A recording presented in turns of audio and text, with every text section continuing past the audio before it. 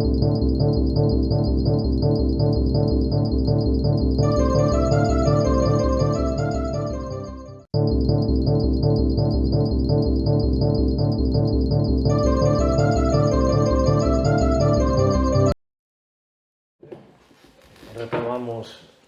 estas conferencias das quintas xornadas de antropoloxía que organiza todos os anos, como ben sabedes, os reincidentes, en términos criminolóxicos que falaremos a tarde, que organizamos dentro da Sociedade Antropolóxica Galega coa colaboración do Concello de Pontevedra, da Concellería de Cultura e Patrimonio e tamén grazas á colaboración do arquitecto Mauro Lomba, que nos cede este espazo cultural de Mono tan necesario nunha cidade coas carencias que ten tan grandes de espazos públicos para facer eventos deste tipo e desta dimensión.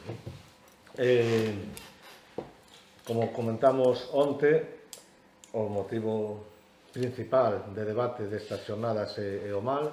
Os que xa estivechedes nas xornadas de onte pola tarde estivechedes ver como abordamos ese concepto dende a perspectiva máis vencellada ao sobrenatural, dende esa concepción do mal como antagonista do ben representado por Deus na concepción cristiana, ata eses deuses e deusas primitivos paradóxicos onde o mal e o ben estaban xuntos e onde se mesturaban eses conceptos tamén do luminoso e o sagrado que vos comentou Cardero, José Luis Cardero. Hoxe vamos baixar máis a terra, a realidade palpable, para falar precisamente dunha das formas dese mal, cando ese mal se exerce contra os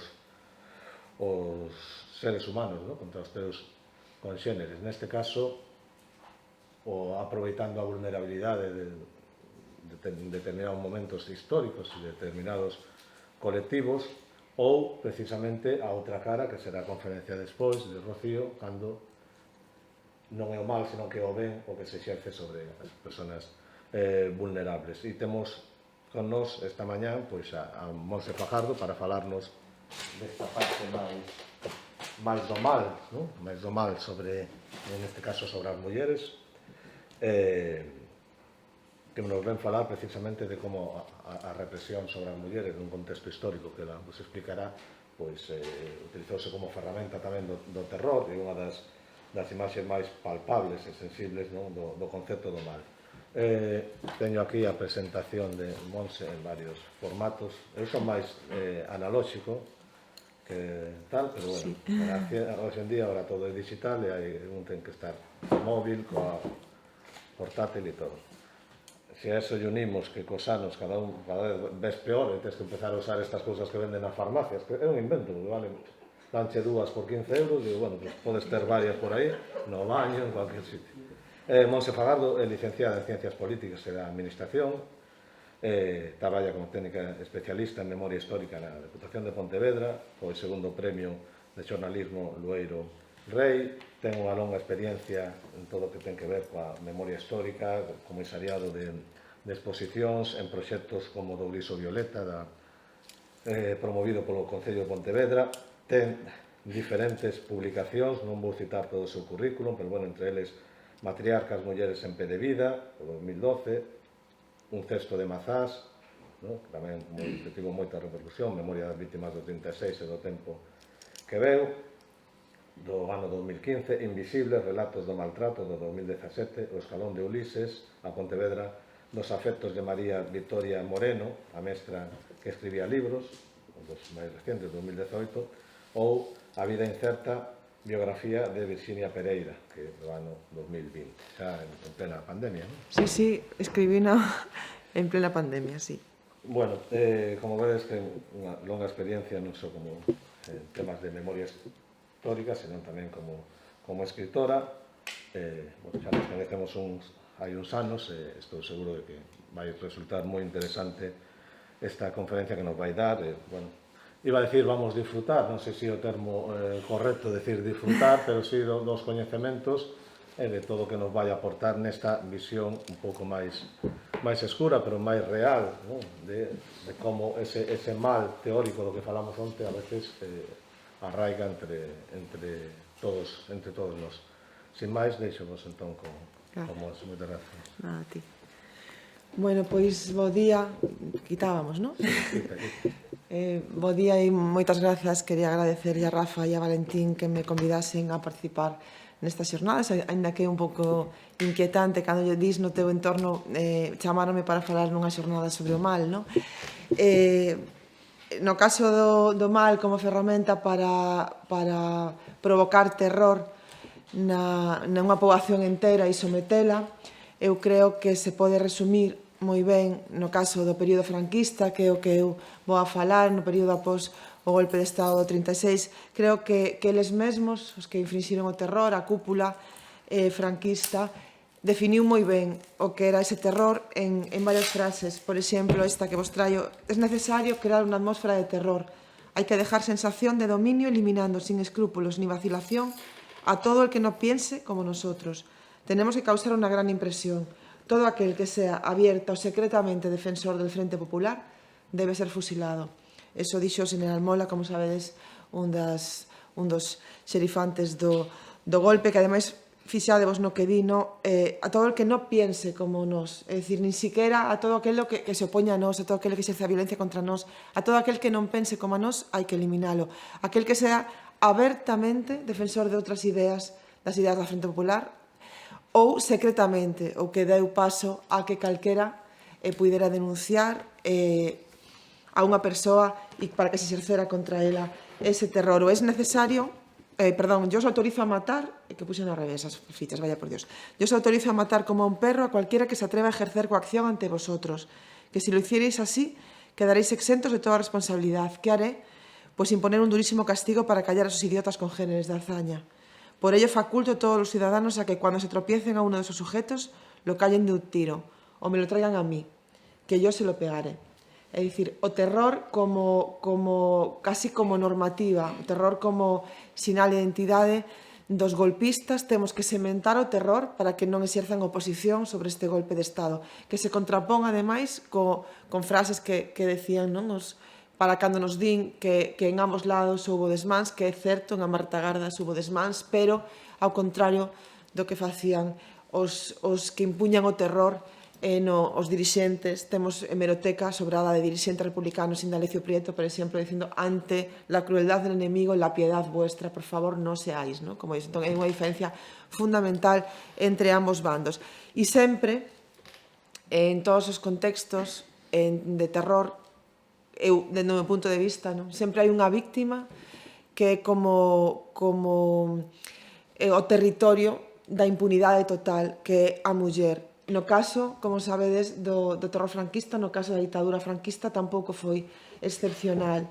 Decía Queipo de Llano, outro dos grandes xerifantes da ditadura franquista, que segue estando enterrado nunha basílica cristiá, xa que falabades tamén do cristianismo, non? Falaremos tamén un pouco da total complicidade da Igrexa Católica co mal. No caso do terror franquista, falo da Igrexa como institución. Había curas bons, curas malos, curas que axudaron, curas que delataron, pero a Igrexa como institución foi unha cómplice absoluta e terrible da esta imposición do terror. O sea, a Igrexa foi o mal durante este tempo, non? E decía Queipo de Llano, con respecto ás mulleres: nuestros valientes legionarios irregulares han enseñado a los rojos lo que es ser hombre. De paso también a las mujeres de los rojos, que ahora por fin han conocido hombre de verdad y no castrados milicianos. Dar patadas y berrear no las salvará. Ahora por lo menos sabrán lo que son hombres de verdad. No se van a librar por mucho que forcejeen.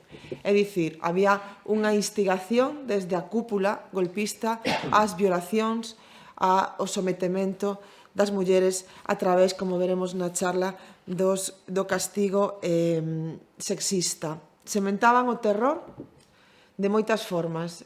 Por exemplo, enchendo as gabias da Galiza, neste caso, de corpos de homes e de corpos de mulleres.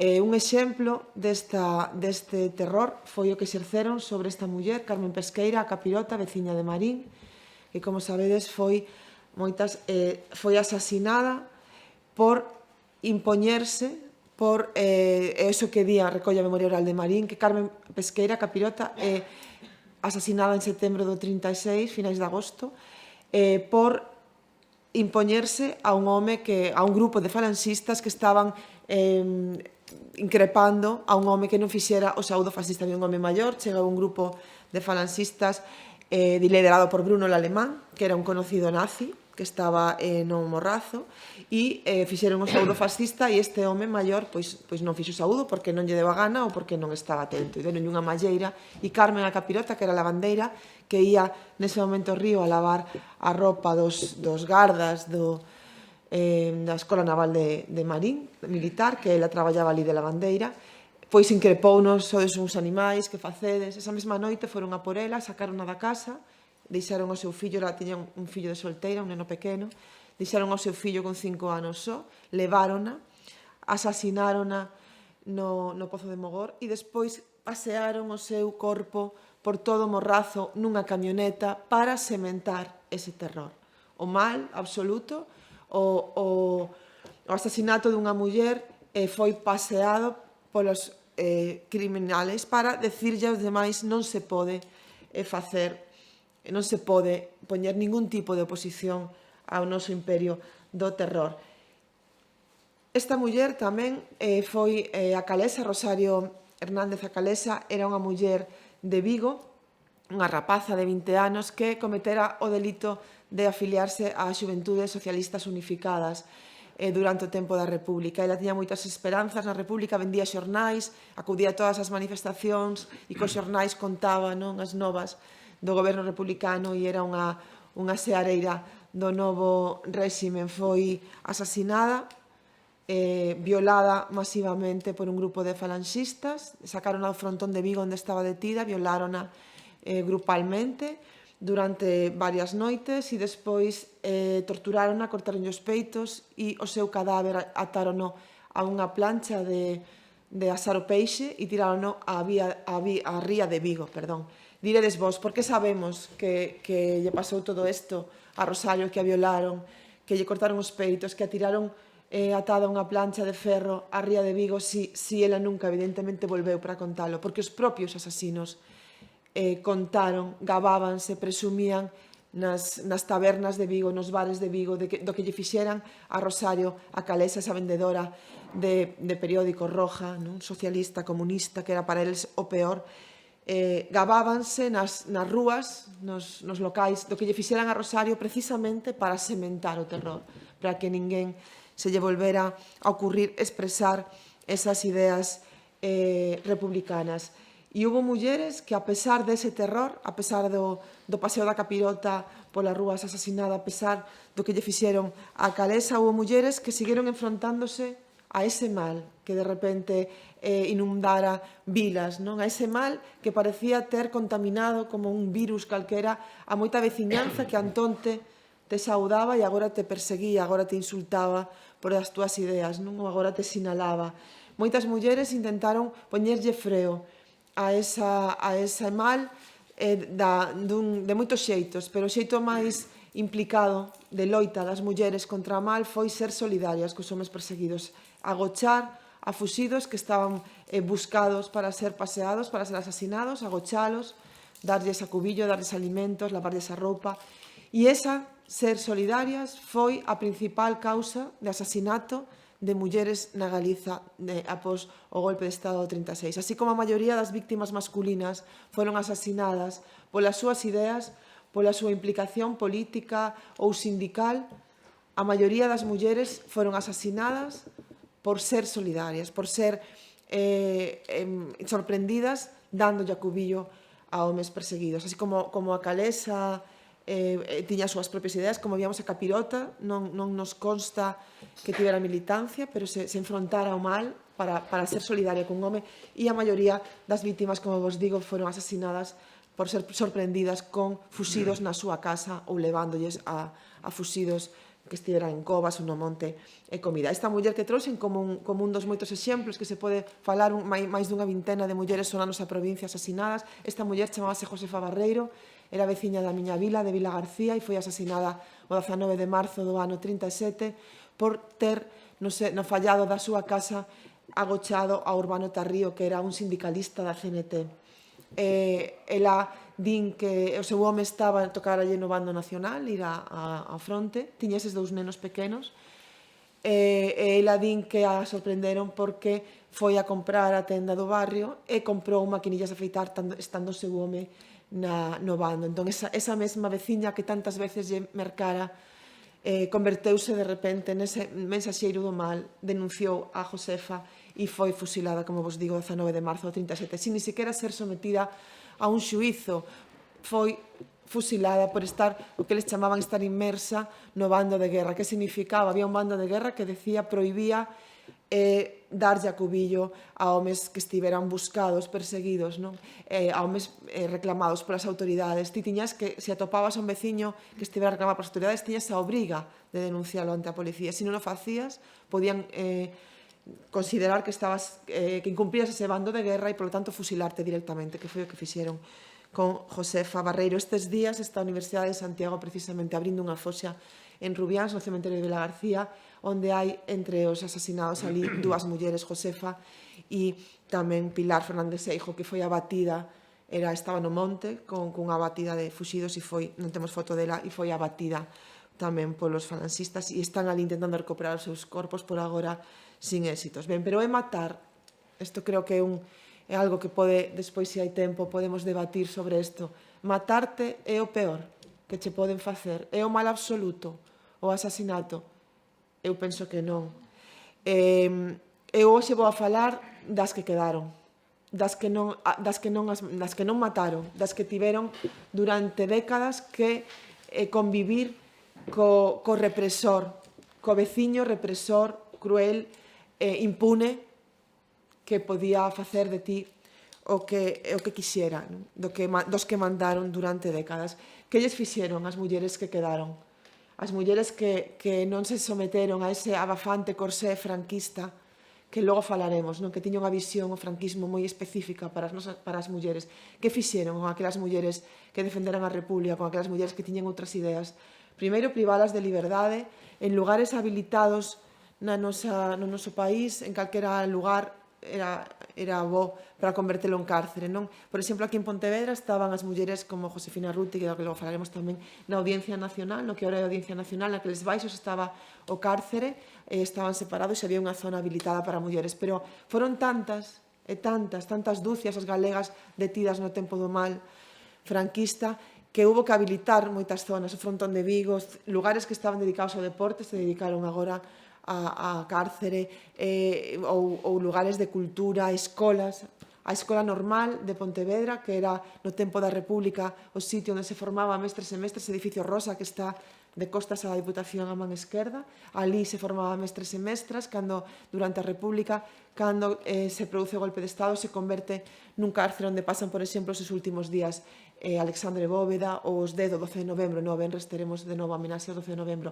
Pero houve mulleres de Galicia que foron afastadas e levadas a un dos cárceres máis terribles que hubo no tempo do medo, que foi o cárcere Saturrarán, no País Vasco. Si tendes curiosidade por este tempo e por o que supuxo a represión contra as mulleres nos cárceres españois, recoméndovos un documental que está en YouTube moi curto, 40 e pico minutos, Prohibido recordar, chámase, onde, entre outras, entrevistan as fillas de Urania Mella, que é a muller que vendes ao fondo da imaxe, que foi detida, condenada a morte e despois conmutada a pena de morte por anos de prisión, e por ser a tesoureira da Unión de Mulleres Antifascistas de Vigo.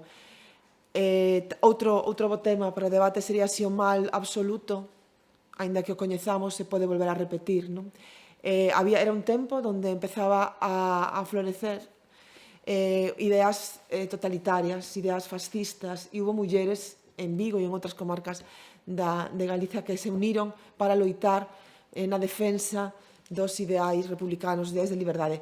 Urania Mella era unha desas mulleres, de familia anarquista, e foi condenada a morte. E trouxen esta foto, ainda que non ten moi boa calidade, porque a muller que está diante de Urania chamábase María Gómez e foi a única alcaldesa que tivemos na Galiza durante a Segunda República, que era a alcaldesa da Cañiza tamén. María foi condenada a morte e despois conmutada a pena. As dúas coñeceronse ali e, ao sair do cárcere, as dúas viviron xuntas en Lugo, porque a Urania Mella o mal se lle personou tamén en forma de sogra.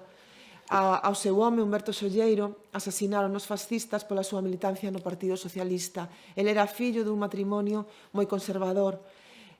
Cando asasinan a Humberto e meten a Urania presa, collen aos seus 4 fillos, de idades comprendidas entre os 12, os nenos eran os 2 maiores, e os 4 anos que era pequena, e lévanos a nai do seu pai, porque a nai de Urania era a viúva dun anarquista moi coñecido, entón non podía criar un anarquista dúas criaturas ben tan pequenas nin dous rapaces.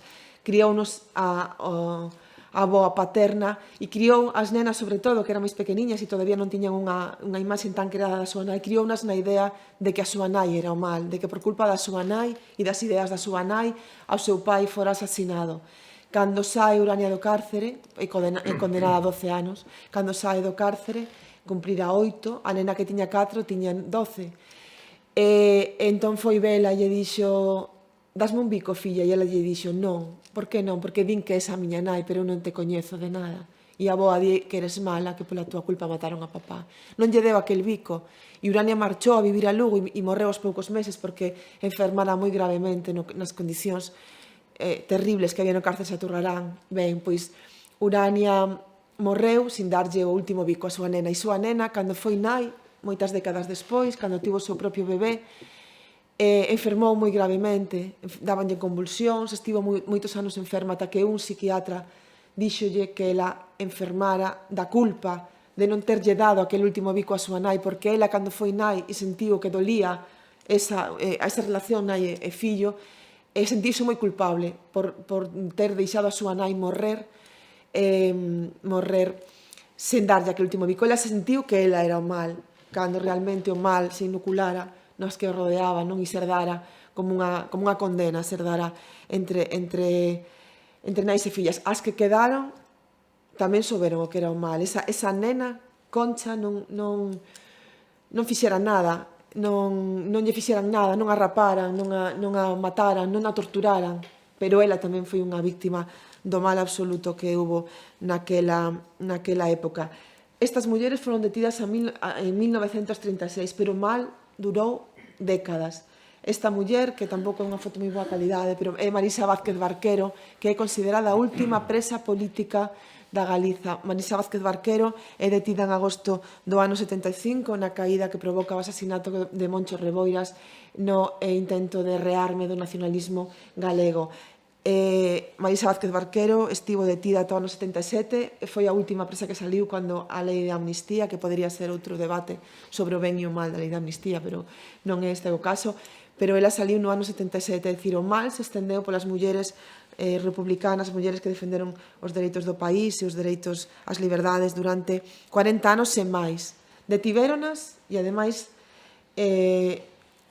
non só polas súas propias ideas, como no caso de Urania, ou pola súa militancia, non como no caso da alcaldesa, senón tamén as detiveron como ferramenta para exercer o mal contra os homes da súa familia, os seus compañeiros, non? Un caso que sempre poño, as que me escoitades, isto é como unha especie de homenaxe a Georgie Dan, non? Son un dos meus hits, sería o meu bimbó, Josefina, non? Pero parece importante contar a historia da que foi a muller do alcalde republicano de Pontevedra, Viviano Fernández Osorio Tafal, que, cando se produce o golpe de Estado, está exercendo en Madrid como subsecretario de Gobernación. Alá marchar a familia con el, pero o pequeno se puxo malo, o bebé. Entón, Josefina volve cos dous maiores para Galiza o 12 de xullo do ano 36. 12 de xullo do ano 36. Viviano dille que non pode viaxar con ela nesa data porque esa fin de semana estaban en Madrid, Castelao, e a súa dona Virxinia Pereira, Ángel Casal, presentando o Estatuto de Autonomía que o pobo galego acababa de refrendar maioritariamente, masivamente nas urnas o 28 de xuño de 36. Viviano dille a Josefina: esta fin de semana eu non podo viaxar, pero vai ti xa cos nenos e despois que estou con eles aquí nesa fin de semana e logo xa marcho para aí, na seguinte fin de semana xa marcho para aí. Na seguinte fin de semana, 18 de xullo, sábado, todos e todas sabemos o que pasa. Viviano xa non pode viaxar e Viviano non volve a reencontrarse nunca máis con Josefina Ruti. El logra salvar a súa vida marcha ao exilio, primeiro Francia e despois México, refai a súa vida lá con outra muller e ten outro fillo, cando volve aquí nos anos 80 xa non ve a Josefina, pero ademais estes tres pequenos pois xa tiñan 40 entre 40 e 50 anos, non? Bueno, perderan toda a súa vida co seu pai. Que pasa en Galiza no ano 36? Como non poden coller a Viviano, collen a Josefina, métena nesa cárcere da Audiencia Nacional e esquécense dela durante 18 meses sin pasala por diante de ningún xuiz, sin ningún tipo de condena, olvídana ali, non, sin ningún tipo de garantía legal. Ao cabo de 18 meses sacan do cárcere e someten a arresto domiciliario, é dicir, non podía, estaba prohibido sair da súa casa, que estaba xusto onde está agora Bimba e Lola, na rúa Benito Corval. Nos baixos estaba o cuartel da Garda Cívica, e arriba vivía Josefina. Arresto domiciliario, imposible, prohibido sair para misa, para o médico, para a perruquería, para facer unha compra, imposible sair da casa, non? Pero o que é peor, tamén someten a arresto domiciliario durante meses a estas tres criaturas. Esta foto foi tomada cando chegaron o 12 de xullo do 36. Que dano lle podían facer estas tres criaturas ao mal personado na dictadura franquista? Pois eles tamén estiveron 3 anos, estiveron meses ata final do 39 sin poder sair da rúa. E decían eles, sin poder sair nin siquiera á escola ou á perruquería. E contan eles que aínda están aí para contalo, porque ás veces parece que este mal pasou hai moito e este mal pasou hai 2 días. Contaban eles que nin siquiera deixaron aos Reis Magos meter esos xoguetes na noite de Reis, no ano que estiveron nese tempo, nese arresto. Tiñanas, ademais, nesa momento que as detiñan, tiñanas a súa total mercé, sin que poderas pedir auxilio a ninguén, porque as novas autoridades eran precisamente as que estaban exercendo mal contra as mulleres. Josefina ainda tivo sorte, non a raparon, non lle fixeron mal, pero outras mulleres desta cidade e da Galiza foron torturadas, vexadas, rapadas, humilladas. Esta muller é Custodia Gama, seguro coñecedes, que sodes de Pontevedra, a familia Gama, aínda están aí, non, os seus sobriños. Custodia Gama non lle coñecemos militancia política nin sindical, pero era irmá de 3 comunistas destacados de Pontevedra. O seu irmán Manolo fora concelleiro de unha candidatura obreiro agraria na primeira corporación republicana e os seus outros irmáns, Alejandro e Tino, estaban tamén na dirección do Partido Comunista. A Manolo deteñeno na Xiña, pero a Faustino e a Alejandro non nos collen, agóchanse, entón van a pola súa irmán, e teñen a 40 días neses baixos, onde está a Bimba e Lola, intimísima, neses baixos do terror, tortúrana, mallan nela, rapanlle o pelo, danlle palizas para intentar descubrir onde estaban os seus irmáns, e despois oblígana un día e outro día a barrer as rúas de Pontevedra, da Peregrina ao Concello Vello, e o Concello Vello a Peregrina, unha e outra vez, cun cartel no peito que dicía roja, un cartel nas costas que decía comunista, que era o peor que se podía ser. Contaba Aurelia, que foi outra muller de Pontevedra rapada, da que non teño foto, pero que si deixou a memoria oral, os que nos precederon nesa pescuda. Igual ti xa estabas daquela época, nos anos 80. Decía Aurelia que as veciñas que ata Antonte convivías con elas, que eran amizades, lle tiraban mondas de laranxa, mondas de plátano, cando lles obligaban os falanxistas a pasear por Pontevedra rapadas.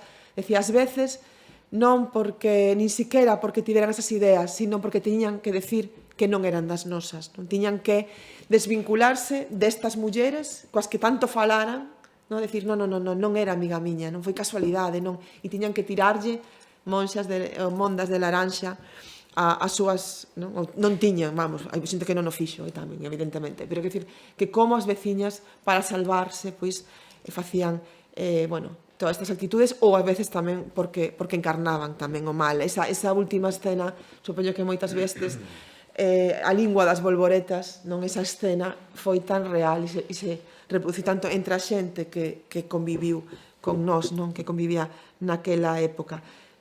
Como non, a pesar das torturas, Custodia non dixo nada onde estaban os seus irmáns, foron a pola moza do seu irmán Tino. Aí tendes a Tino e a Estrella Portela, a súa moza. El tiña 20 anos, ela 21. Torturárona, rapáronlle o pelo e tatuáronlle cruces da Igrexa cómplice na fronte porque non era de misa. Ela fora o 1º de maio continuo levando a bandeira, abrindo a procesión, é dicir, a manifestación do 1º de maio. Colleron e que tatuaronlle as cruces, non, para que lle quedara ben clara cal tiñas que ser as ideas. Ela tampouco dixo onde estaba Tino, pero sabía onde estaba porque Tino estaba escondido na finca dos marqueses que estaban en Madrid, que non podían viaxar aquí polo inicio da Guerra Civil en España, e esa finca, o caseiro era o avó de Estrella. Entón o avó díxolle, non se van a atrever a vir aquí a revolverlle nada aos marqueses, mete a Tino aquí e coa excusa de que me vais a traer a miña comida, traes un poquinho máis para él e lle damos de comer. A seguinte vez que Estrella foi ver a Tino, despois de sair do calabozo a cambio de importantísimas sumas de cartos que o seu pai lle pagou aos falanxistas, cando ela chegou a aquela finca e Tino a mirou rapada coas cruces na fronte, díxolle, non vou a permitir que che fagan máis mal. Entregouse e foi fusilado o 28 de decembro do ano 36, o Día dos Santos Inocentes para esa Iglesia cómplice, non, porque outra cousa non era. Foi fusilado e aos meses morreu Estrella. Os médicos dixeron que dunha doenza pulmonar. A súa sobrinha, que entrevistei, ora xa morreu, decía que da dor de non ter superado nunca, que por intentar salvala ela, o seu mozo fora asasinado. Vexacións de tipo rapa, tipo tatuaxe na pel, inxesta obrigada de aceite de rícino, que sabedes que é un potente laxante para que as mulleres fixeran as súas necesidades en público, e neses paseos que lles daban fora aínda máis humillante a derrota, ou agresións sexuais. Hai moi poucas fotos de mulleres con signos evidentes de rapa. Para min a máis importante é esta, Juana Otero, unha veciña de Vilagarcía, que ela e a súa irmán foron rapadas por ser cuñadas do alcalde republicano e deputado de Izquierda Republicana de Vilagarcía, Elpidio Villaverde. Elpidio xa fora detido no 34, cando inicia o golpe de Estado, colle un barco e marcha a Bocana da Ría de Arousa, entón van a polas mulleres da súa familia, porque eso facían coas mulleres, eran a ferramenta para castigar aos homes. E o castigo máis común nas guerras, que máis se repite nas guerras e desgraciadamente na paz, que o vemos sempre, non? O castigo á feminidade, o castigo ás mulleres é sempre as agresións sexuais. É moi difícil para a xente que facemos memoria con perspectiva de xénero deste tempo conseguir cuantificar cantas mulleres foron agredidas sexualmente, porque era unha cousa que non se contaba, porque foi unha memoria que se perdeu, porque durante 40 anos gañaron os vencedores e silenciaron as víctimas, pero esta muller de Sisán, de Ribadumia, Encarnación Rodríguez, sí que contou sempre o que lle fixeran. Ela non militaba ninguna agrupación política nin sindical, pero era a nai de Ramón Barreiro. Ramón Barreiro era un xornalista dun xornal de aquí de Pontevedra, La Hora, que era dirixido, era o propietario Ramiro Paz, o avó de Cano Paz, Librería Paz, non, que, como sabedes, Ramiro foi un dos 10 asasinados o 12 de novembro. Ben, pois no xornal de Ramiro, Ramón tiña dúas teimas, falar mal da Igrexa e falar mal do capital. Sabía que ian ir a por ele, e, polo tanto, cando foi do golpe de Estado, agochouse, e como non podían collelo, estaba nos montes do Siradella, nos montes do Salnés, foron á súa casa. Primeiro, un grupo de falanxistas deronlle unha malleira ao seu pai, ao señor Nicanor, que o deixaron tullido de por vida, mancaronlle as pernas e xa non puido camiñar ben nunca máis. Ademais, o señor Nicanor tiña viñas da zona do Albariño, entón tiña unha mistura de sulfato con cal para tratar as viñas, entón fixeronllo beber, que case o matan porque era como unha especie de xivía, quemaba moito, e despois colleron ese mesmo sulfato con cal e botáronlle por riba a cabeza a señora Encarnación, queimáronlle toda a cabeza, rapárona, que caeulle o pelo da queimazón, e ademais caeulle nos ollos e deixaron a cega de por vida. Pero ademais, ese grupo de falanxistas que foi á súa casa buscando o seu fillo, violouna grupalmente. Entre eles, o cura da parroquia de Sisán, a igrexa de novo, e entre eles, entre os violadores da señora Encarnación, o seu propio xenro, o home da súa filla, que era o dirixente dos falanxistas nesa zona. O mal absoluto. Eu sempre digo, eu recollo esta historia no Cesto de Mazás, e sempre digo que se eu fora novelista, en vez de xornalista nunca se me ocurriría cargar tanto as tintas, non sobre mesmo sobre o mal, pois o mal superou todas as nosas expectativas. Cando marcharon, a señora Encarnación avisoulle ben a súa nora, a Olguiña, a muller do seu outro fillo, a Olguiña, dille a Ramón que non se entregue, que xa peor non nos poden facer, que xa nos fixeron de todo, que non se entregue, que o van matar. Pero cando Ramón soubo o que lle fixeran a súa nai e o seu pai, entregouse para que os deixaran tranquilos.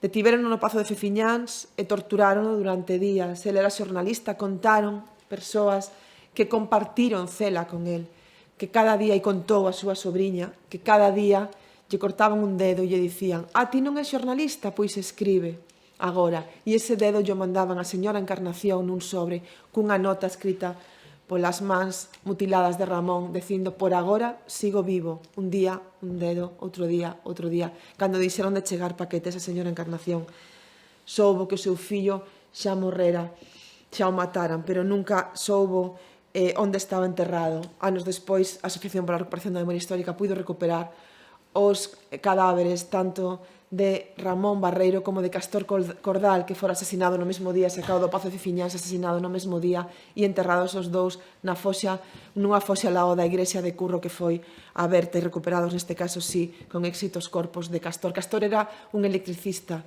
de Ribadumia, que fixera, perdón, de Corbillón, de Cambados, que fixera, o todo que fixera mal, fora estar nunha mesa representando a Fronte Popular durante as eleccións do febreiro do 36. Estivo agochado, entón foron a polas súas irmáns, Pastora e Cándida. Esta foto é moi posterior, é dos anos 60, aí está a súa nai, Dolores Garrido, e a súa irmán Castora, pero Cándida, perdón, pero desa época Cándida tiña 19 anos e a súa irmán Pastora tiña 21. Eran unhas mozas que sempre participaban nos seráns da zona de Cambados, bailaban ben, cantaban ben, eran festeiras, sempre estaban.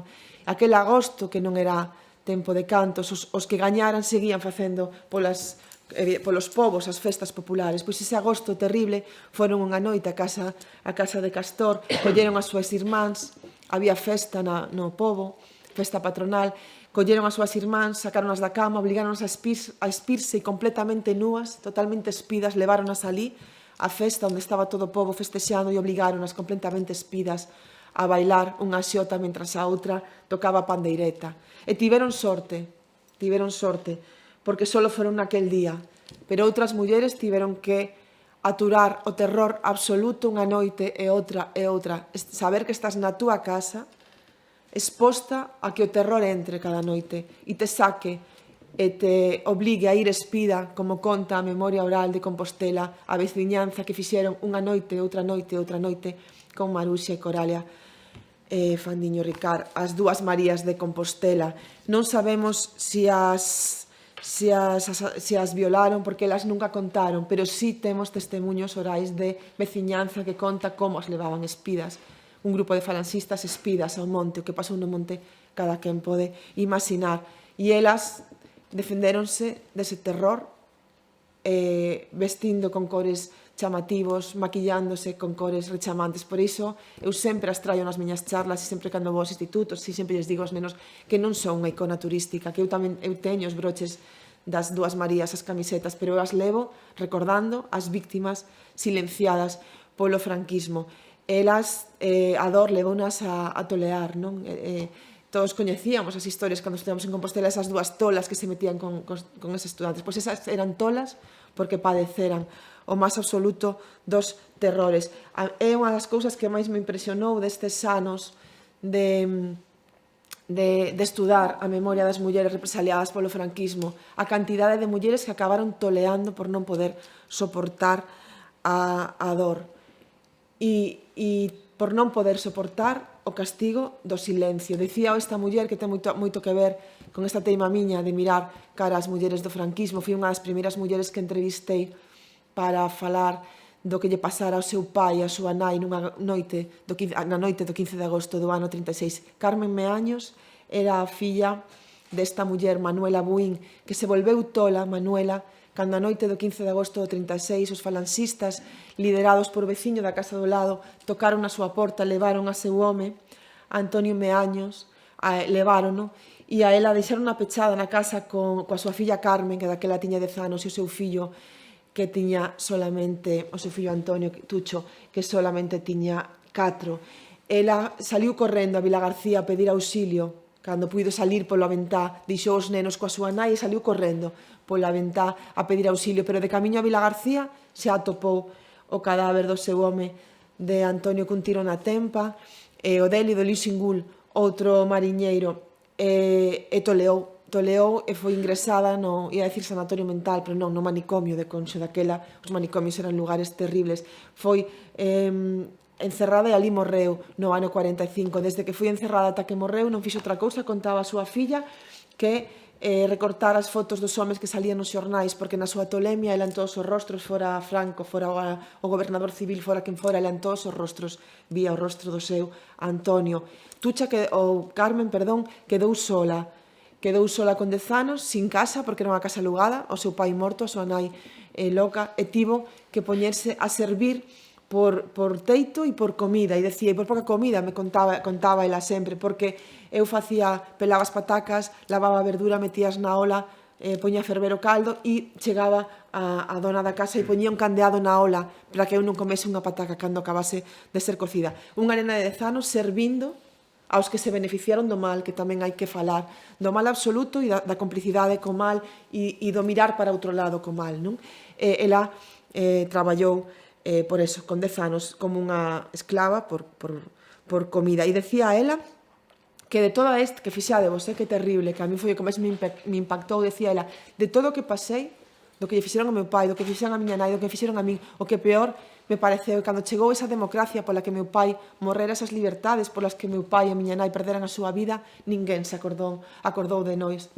Eu entrevistei a esta muller porque eu traballaba no Faro de Vigo, puxéronlle un monumento en Vilagarcía con nome do seu pai e das outras 68 persoas asasinadas en Vilagarcía, 69 persoas nunha Vilagarcía que era unha vila pequena daquela. E ela dixo, eu entrevisteina no Faro e ela dixo a min, sí, está moi ben que faledes de meu pai, pero é a miña nai. Nós non somos vítimas. Cando ides falar das que quedaron? Das que quedaron foi o título do primeiro capítulo que fixen para o Concello de Pontevedra, non para falar de Carmen e destas historias das que quedaron, que me parece, das que quedaron convivindo co mal absoluto. Co mal absoluto que perdurou ademais durante anos. En 1985 todavía existía no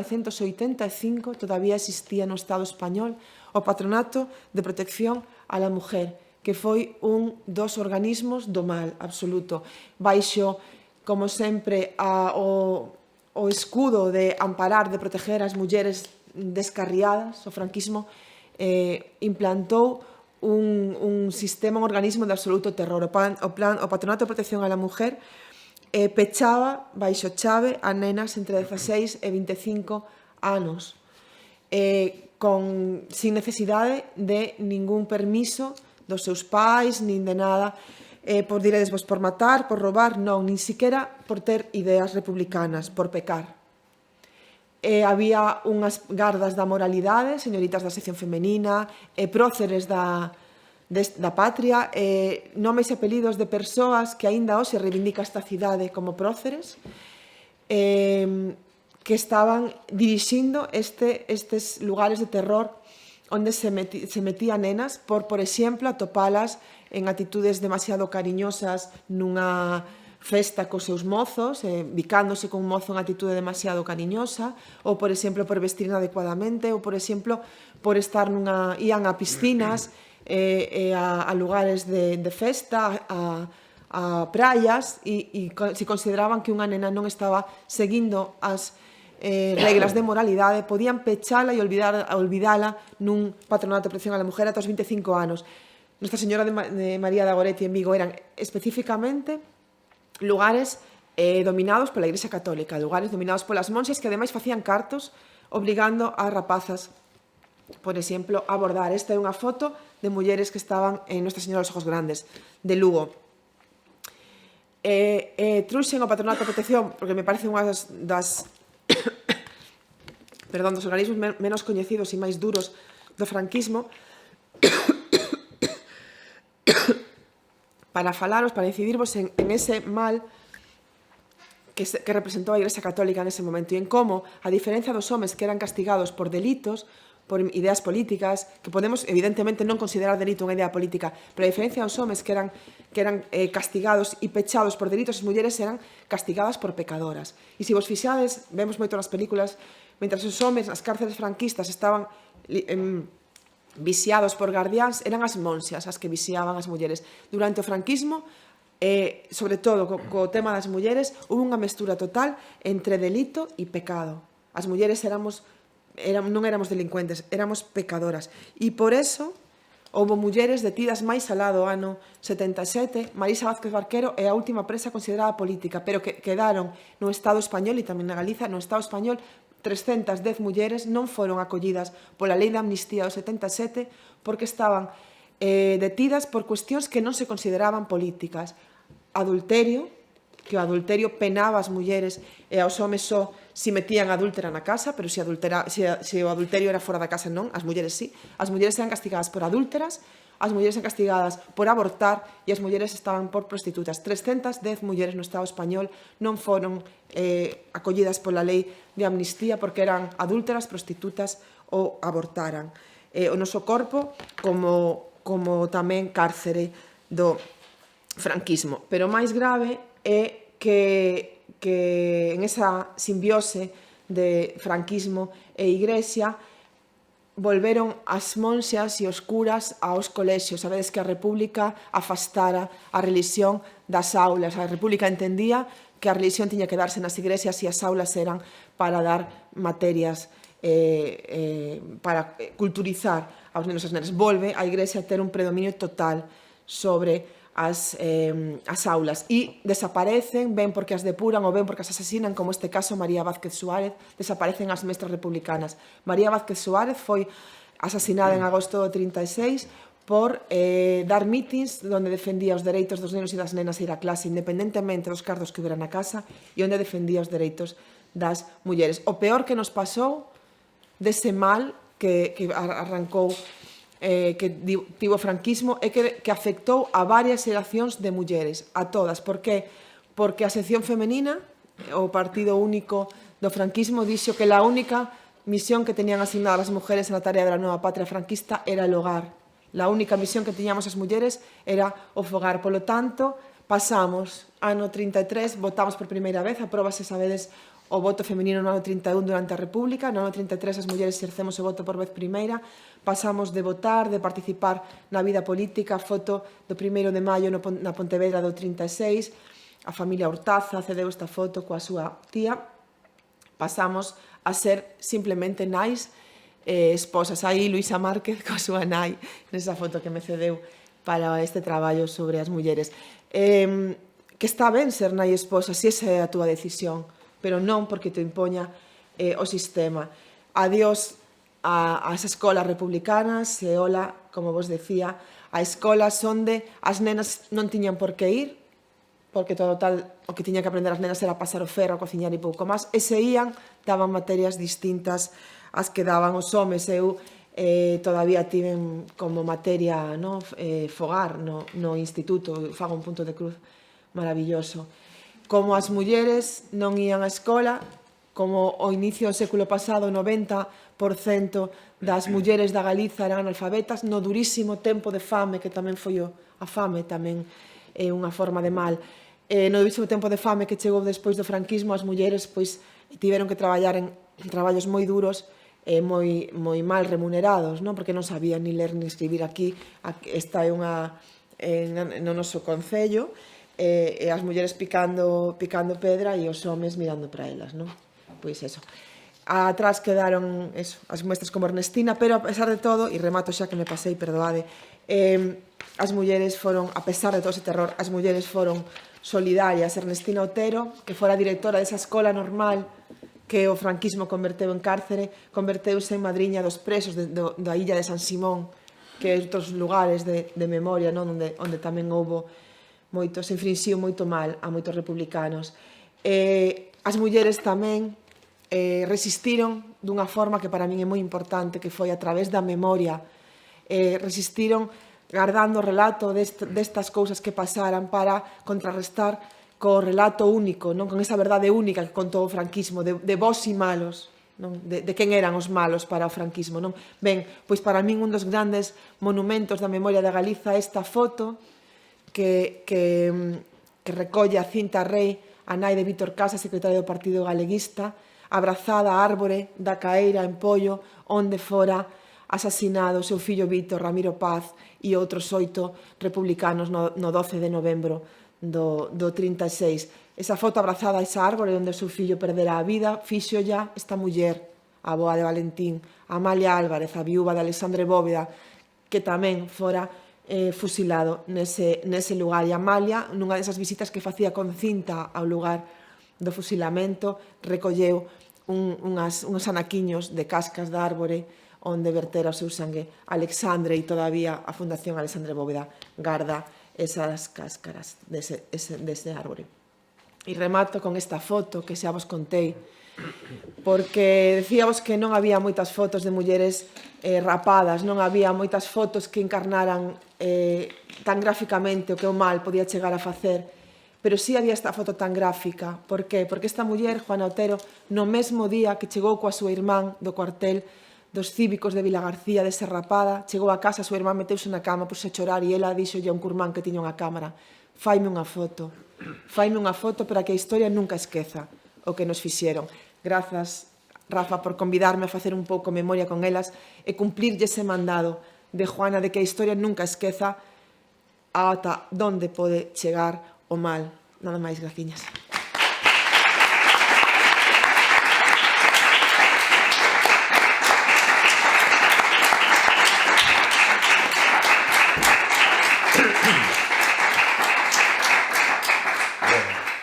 Moitas grazas a Monse por este percorrido tan salvaxe pola parte máis sinistra do mal, que nos fai reflexionar sobre un concepto que falábamos onte, non?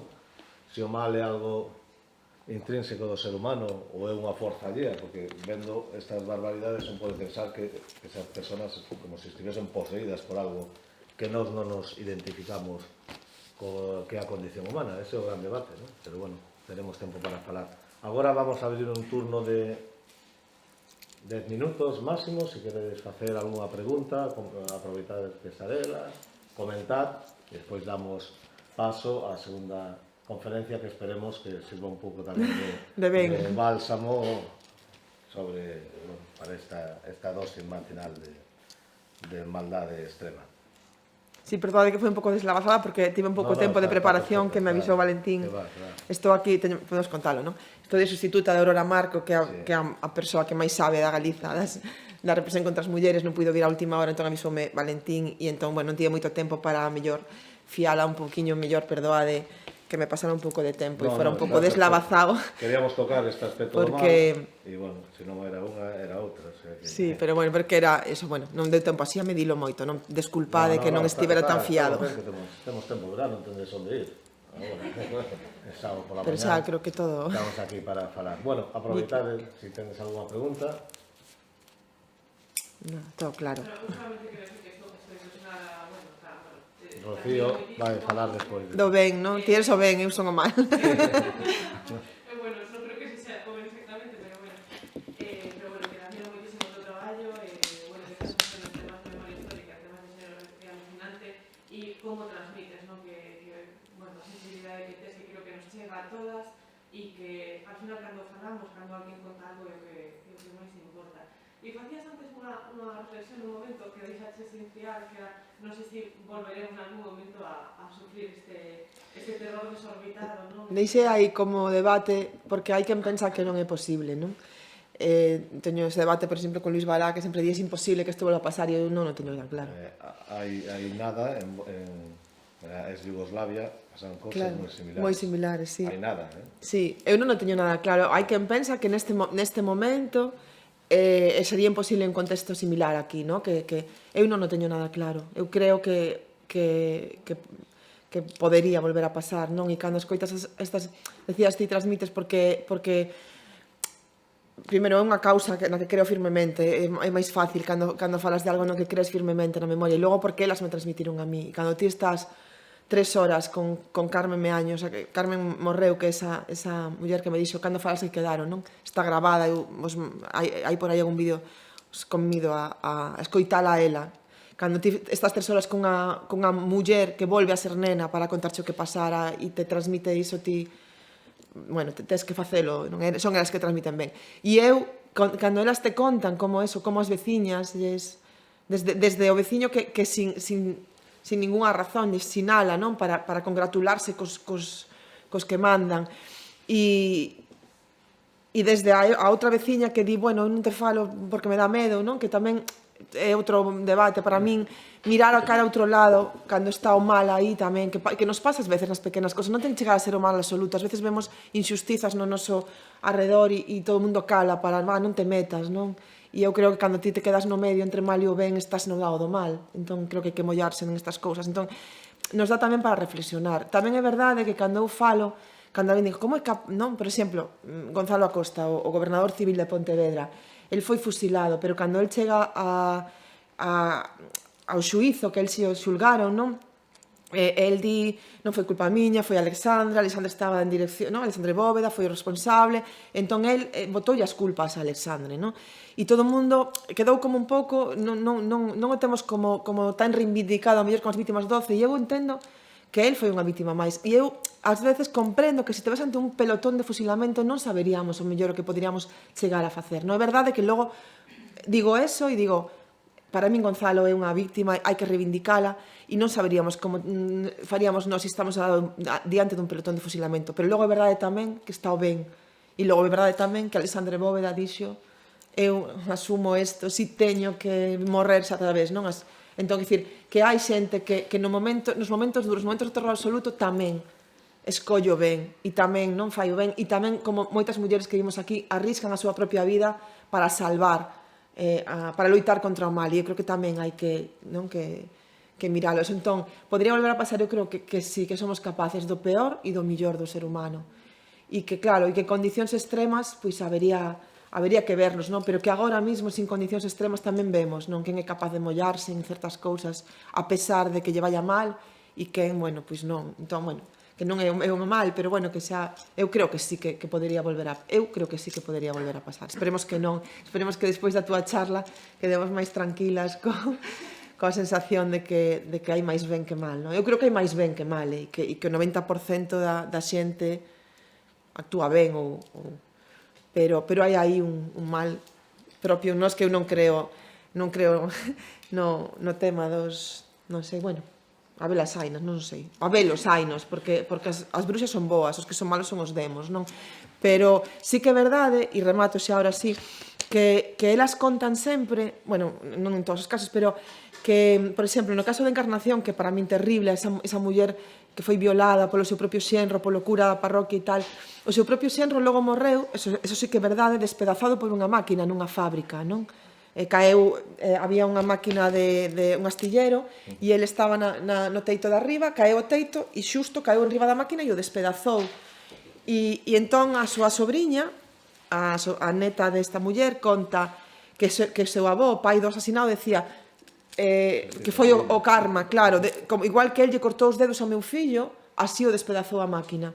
E ole, non? E sempre hai unha cousa, en algunhas historias sempre te contan como na miña vila tamén hai outro asesino que morreu e din que saía, bueno, dicían as vellas que saía sangue da súa foxa, non? De tanta sangue que el botara que saía sangue da súa propia foxa, que igual a botou un carniceiro, non sei, eu sempre busco unha explicación, como as cruces da volta dos 9, que aparecían as cruces, por moito que as borraran, poñían un soldado ali nun lugar en Bayona onde mataran a 9 homes, facían as 9 cruces, aparecían 9 cruces pintadas na area e os falanxistas borraban, facían vigilancia e volvían a aparecer as 9 cruces, non? E eles decían son os mortos que fan as cruces. Bueno, pois hai sempre unhas, quer dizer, a xente sempre busca contra o mal e sobre todo cando o mal queda impune, sempre busca unha solución espiritual, aínda que sexa, non? Para, bueno, pois mira, Dios castigou, non? Quen crea en Dios, caeulle o teito tal e a ver, o sea, eso sí que é real, que despedazou nunha máquina. Pero claro, creo que foi casual e a súa familia creía que fora un pouco, bueno, o karma ou non sei. Eso aí vos lo deixo para a parte espiritual. Moitas grazas. Bueno, bueno.